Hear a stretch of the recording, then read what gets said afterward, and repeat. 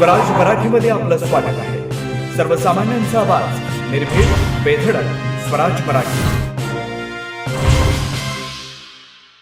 पती पत्नींमधील प्रेमाच्या नात्यात इतकी कटुता येऊ शकते असा विचारही कोणी करू शकत नाही. दरम्यान अकोला जिल्ह्यातून एक धक्कादायक घटना समोर आली.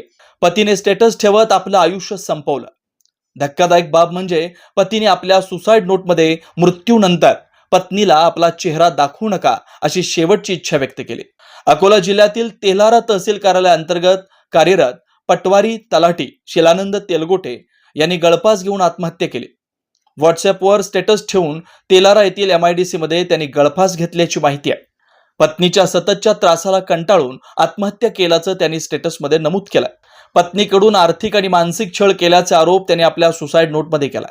एकेकाळी आपल्या पत्नीसाठी कविता लिहिणाऱ्या शिलानंद यांनी इतकं टोकाचं पाऊल का उचललं असा सवाल उपस्थित होतोय. स्टेटसमध्ये नेमकं काय लिहिलंय? त्यांनी स्टेटसमध्ये दिल्यानुसार पत्नीच्या भावाला शेतीसाठी पैसे हवे होते. यासाठी शिलानंद यांनी स्वतःच्या नावावर कर्ज काढलं होतं. मात्र प्रत्यक्षात पत्नीच्या भावाने हे हप्ते फेडण्यास नकार दिला. त्यामुळे पतीला दर महिना व्याजासह याचे पैसे द्यावे लागतात. याशिवाय पत्नीकडून मानसिक त्रास दिला जात असल्याचं त्यांनी सुसाईड नोटमध्ये म्हटलंय. पत्नी अश्लील शिवीगाळ करते. गेल्या 5 दिवसांपासून मी जेवण केलं नसल्याचं त्यांनी स्टेटसमध्ये म्हटलंय. माझ्या मृत्यूनंतर कुणीही माझा चेहरा पाहिला तरी चालेल, पण पत्नीला दाखवू नका. मृत्यूपूर्वीच त्यांनी मृत्यूपत्र लिहित संपूर्ण संपत्ती मुलाच्या नावावर केली आहे असं त्यांनी स्टेटसमध्ये म्हटलंय. शिलानंद यांना एक मुलगा, एक मुलगी आहे. फेरफार प्रणालीमध्ये उत्कृष्ट काम केल्यामुळं काही वर्षापूर्वी शिलानंद तेलगोटे यांचे आमदार प्रकाश भारसाकळे यांनी शिलानंदांचा प्रमाणपत्र देऊन सत्कारही केला होता.